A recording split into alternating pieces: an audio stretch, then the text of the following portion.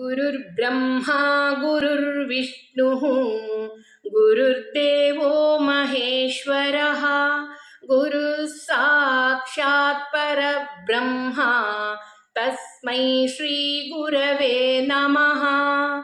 वक्रतुण्डमहाकाय कोटिसूर्यसमप्रभा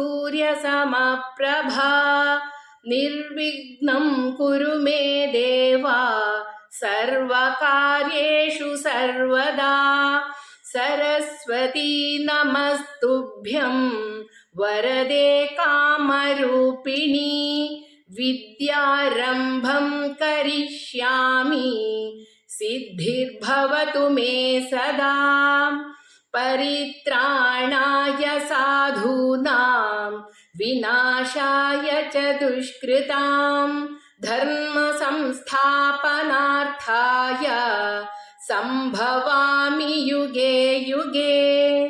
रामाय रामभद्राय रामचन्द्राय वेधसे रघुनाथाय नाथाय सीतायाः पतये नमः। हरिः ओम्।